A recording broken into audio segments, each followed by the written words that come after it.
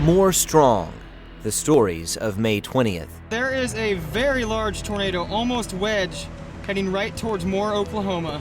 We remember the frightening day that changed our city once again. Basically told people in the building they needed to be prepared to take tornado cover. Hear chilling stories from survivors in their own words. I thought we were really gone. Everything behind us, everything in front of us is gone but us. See how our city leaders used past experiences to help citizens through their darkest hour. I can relive all of the meetings where we just all sat and just continued to ask the question, are we doing enough and what else can we do? This story is not only about the devastation. This is a story of hope, courage, and community. A community that is strong. And now part 1 of More Strong, the stories of May 20th.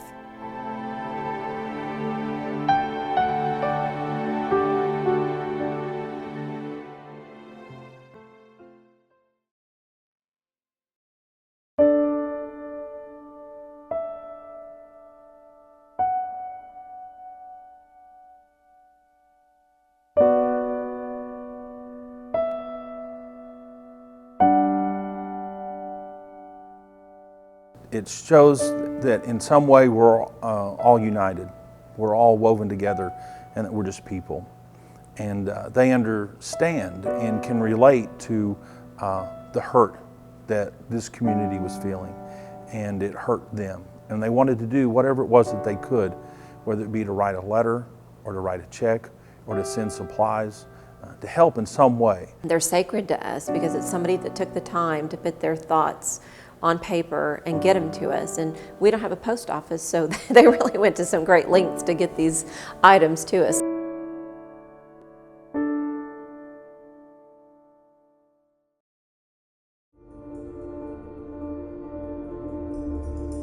The Weather Service had one of their briefings that morning, and it's one of those days where you can kind of feel it in the air too.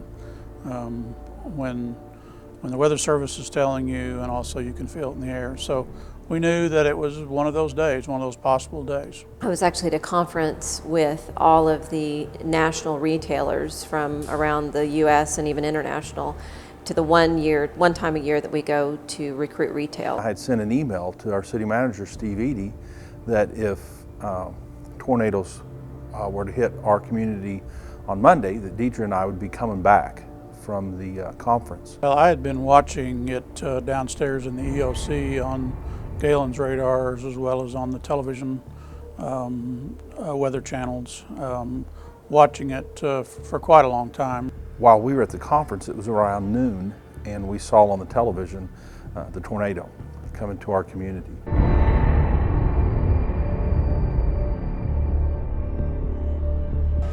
There's a tornado, appears to be on the ground, looking due west. We are in Moore, Oklahoma. The date is May 20th. When it first touched down, it was fairly small. It was still a decent ways west of town, so it still had a chance that maybe it wouldn't grow very big or it wouldn't continue for too long and maybe dissipate before town.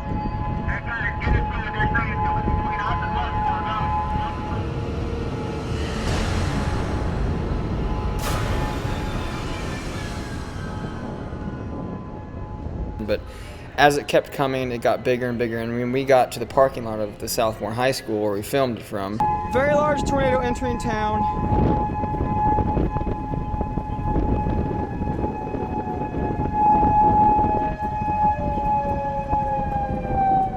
This is a repeat of May 3rd, 99.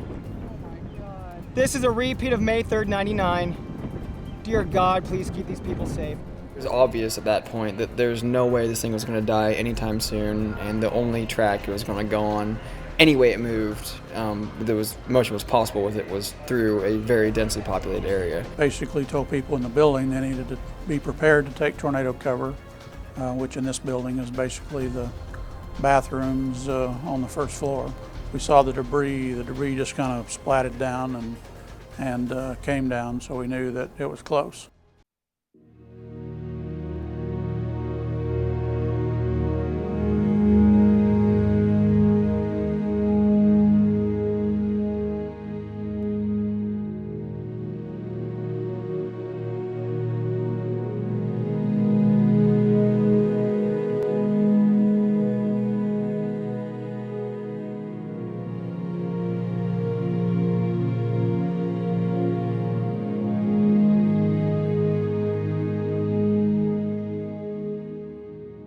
We've experienced one of our most horrific storms and disasters that the state has ever faced. But yet in the midst of tragedy and loss of life, we've also seen the resilience and the courage and the strength of our people. We're talking levels of debris that's 4 foot high as far as you can see.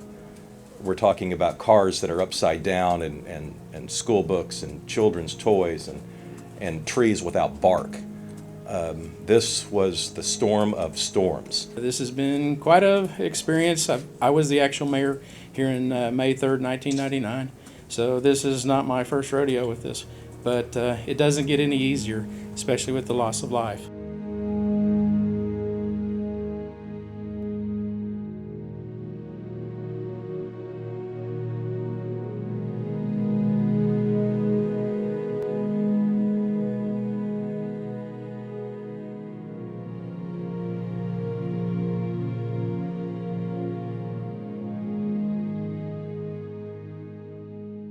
Seen it on a map or seen it on a television screen, but then when you're driving through and you know the people that live in the homes and you know it was awful. Just a matter of minutes. Things that took years to build and to grow and develop in just a matter of minutes was flattened and leveled. And so you stand there and you look at that stuff and you're just amazed at what has happened. You question it sometimes as to why, but there's no answer to that question,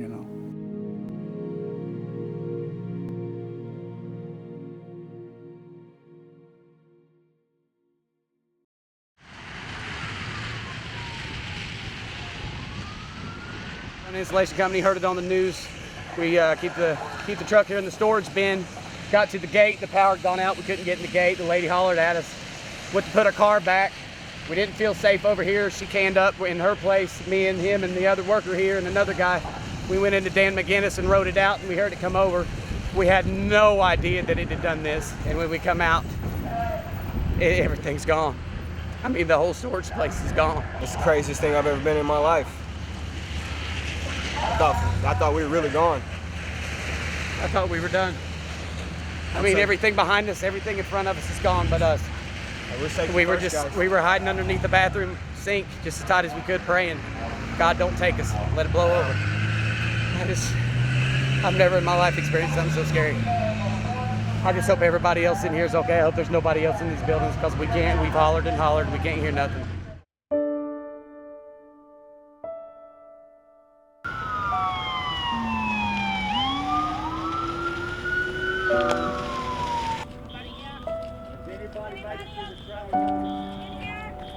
Huh? Hello, somebody here?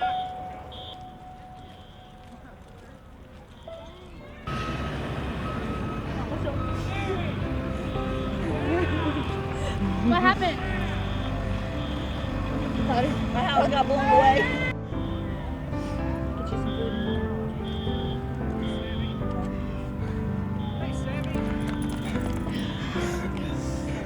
John, it's gone. I know. Hey, buddy. I know it is. I can always rebuild. I was fixed to retire in December, but it looks like I'm not going to now, so. But no, I can always rebuild. It can be replaced. This is the rescued dog. This is Bella. Bella, baby. We came home. We finally made home and found this. And she was here by herself. Some friends of ours, childhood friends of our son, were already over here digging for her because they knew that she was here by herself. And when we heard her barking, they just started throwing stuff, trying to get down into a hole where she was. And she was just down, tucked into this one little spot that didn't cave in.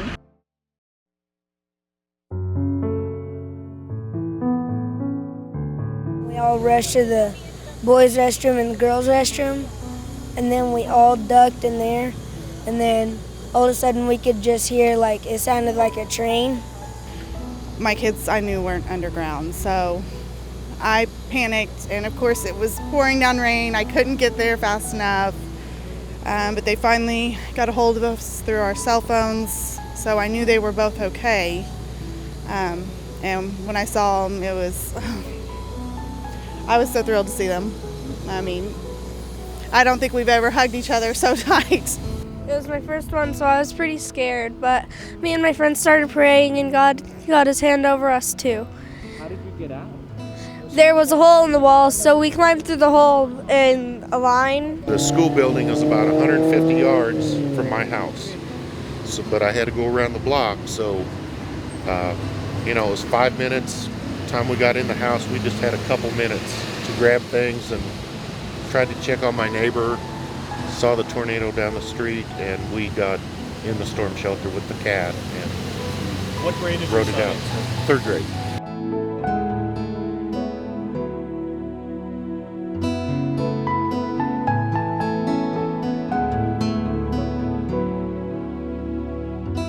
My teacher, she slammed the door and then she came out and she said, everybody get on your hands and knees, and like before you know it, the doors slam open back and like everything's flying and a glass hits me and I just pick it up and I start screaming and then like bam, everything's on top of you. And you heard it. Yeah. Y'all were singing, weren't you? You and your friend was singing, y'all locked arms and was singing the whole time.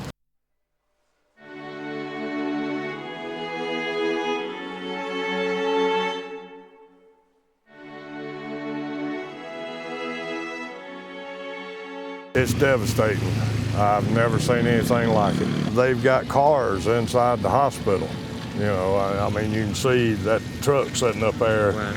It just picked them up and slung them inside the hospital. So I hope everybody over there is okay. It was really quiet for a little bit before we started hearing it. It was like just peaceful.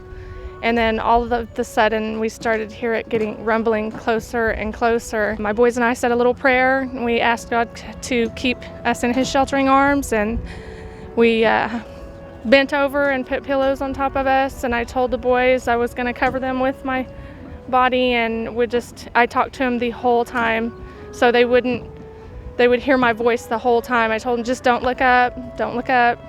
I went through this in 2003. So 10 years ago, I went through this and lost my house totally then. So, this stuff, it's stuff. It can be replaced, it's stuff. Here's the things that can't be replaced. Grandkids. Yeah, hi baby.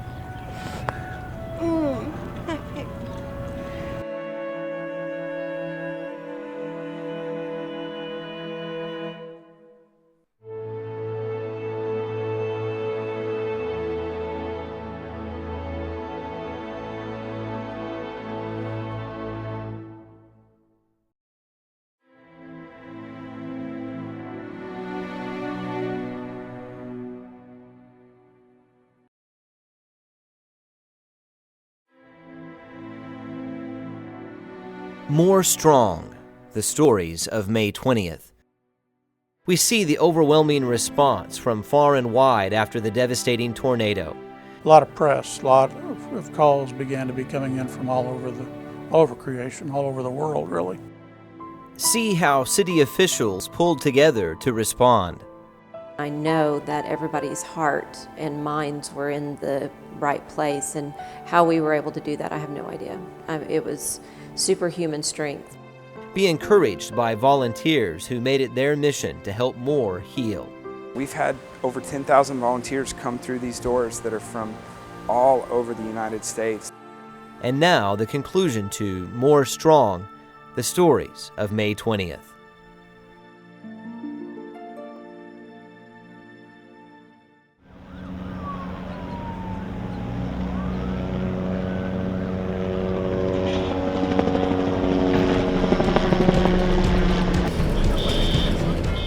Police and fire know immediately, that they've got to get out there and start responding.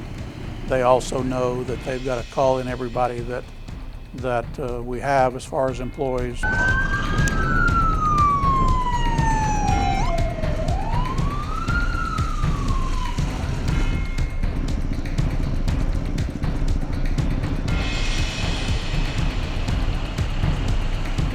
There's nothing normal about City Hall for several weeks, maybe even several months. A lot of what your normal job is, or we're normally doing with parks or this or that stuff's put on hold.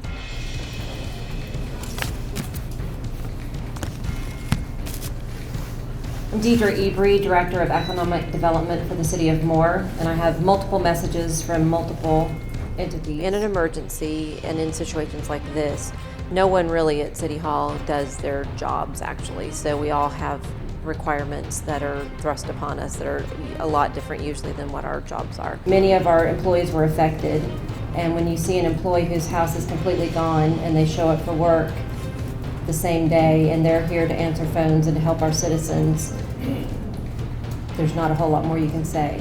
So we're doing the very best. I didn't think about the before, I didn't think about how ironic. I block out everybody except the people who are affected. I do my best to try to think from a survivor's perspective, to try to think from those that lost everything's perspective. When the tornado on the 20th, when it occurred, while it was occurring, while it was happening, my phone immediately began to ring.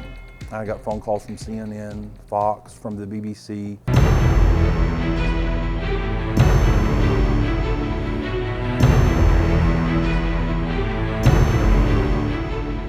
We were receiving calls at a rate that I can't even express how many of the media were trying to call and get information from us. A lot of press, a lot of calls began to be coming in from all over creation, all over the world, really.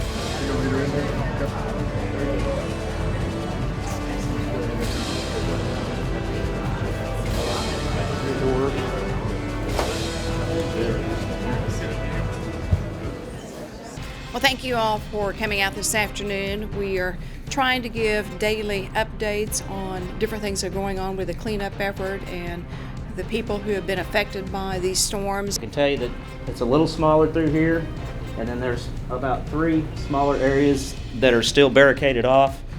And you will know that because there are officers there at checkpoints, or there are barricades that you cannot get through. You have to weigh the safety of the rescuers, the safety of the citizens themselves, the safety of the people in those areas against the need and the desire by those people to get back and see what's left of their home, preserve as much as they can their valuables, pictures and that sort of thing, to be able to find things that are mementos and things that are important to them. So there's a balance there. I can relive all of the meetings where we just all sat and just continued to ask the question, are we doing enough and what else can we do? We labored over every night that there was still a checkpoint in place and what did it mean for those citizens, and if their checkpoint was there, it kept them safe, but then it also kept them away from their property.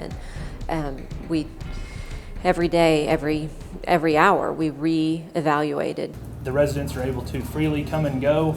It's worked out really well. We just again ask our residents to be a little bit patient with us. There are going to be temporary closures here and there for the next possibly a couple of weeks due to OG&E trying to get the power back up. Our department heads, most of them were here in 2003 and in '99. You just know what's going to happen, by and large what the issues are going to be. Definitely those storms in the past that we've had help prepare us all for this one. I know that everybody's heart and minds were in the right place, and how we were able to do that, I have no idea. It was superhuman strength to be able to sit around the table with those leaders and come up with the ideas that we came up with and be able to execute the way that we did. I'm just so proud of the jobs that they did, and each one of those department heads, yes, but also all of the people that work under them. Every one of those guys and ladies had a plan, and they were implementing it from day one. I think the '99 storm did it first. I think it revealed the character of Moore to be people that are caring, people that are very resilient, people that are concerned about their neighbors, people that are generous, people that are just outstanding people.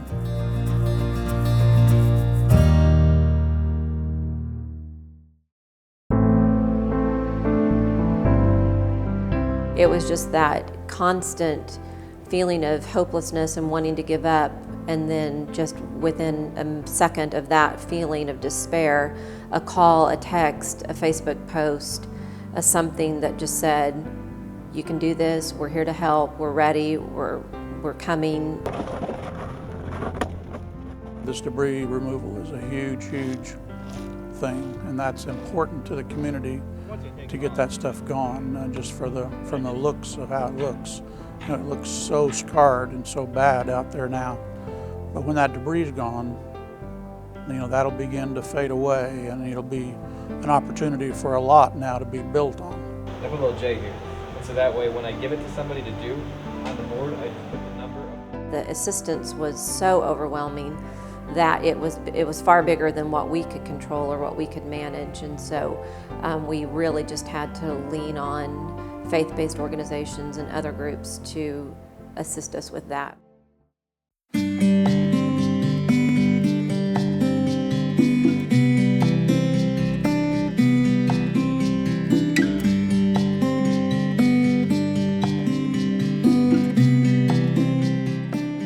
Serve More is just a volunteer organization that kind of popped up on May 21st, and it just started with me and my neighborhood just wanting to come and see how on earth we could start helping some of the folks that live here. The word got out pretty quickly, and we just started getting a lot of phone calls, a lot of text messages, Facebook, Twitter, just letting people know, hey, this is where we're at, we could use a lot more help. And as we said that, a lot more help came, and people started showing up kind of out of nowhere. And then this amazing thing happened. We were walking down Howard Street, and the guys from the Covenant Life Assembly came out of this gym and just said, hey, want you guys to know, it looks like you're volunteering, you're doing stuff. We've got water, we've got bathrooms. If you need anything, just let us know. And so we came in and said, well, how about letting us use your building? And they said, absolutely, we'd love to give it to the city and just serve in any way that we can. It was Tuesday afternoon that as we started working, just as this thing started to come together, Todd Jensen from Parks Department said, would it be possible for us to get some of your volunteers to come help with the cemetery work? So we said, yeah, let's do what we can to get a couple hundred, maybe 300 volunteers if we could. We said we'd shoot for 300, and that morning we gathered in this gym, and the place was packed. And it looked to us like maybe 600 people or so were packed into this gym, and then we realized outside the front doors people were standing outside because they couldn't get in. We've had over 10,000 volunteers come through these doors that are from all over the United States that just packed up their car and brought their rakes and their shovels and their wheelbarrows and came on down and have just been here to help out. So you're going to be the team leader? Okay, yes. That's perfect. Okay, then I'm going to have you sign in. Okay.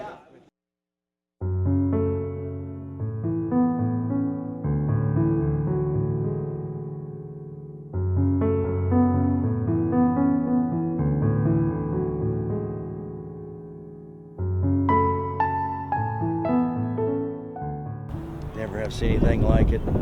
Hopefully I don't ever again, but I'm be willing to help. Hopefully that's the only time I'd ever see it again was maybe helping somebody else. It was so eerie that it was once populated and now it's just flat. And I'm thinking, where did they all go? Where were they when all that came through? And it's just, I can't believe all the wreckage that the wind can do.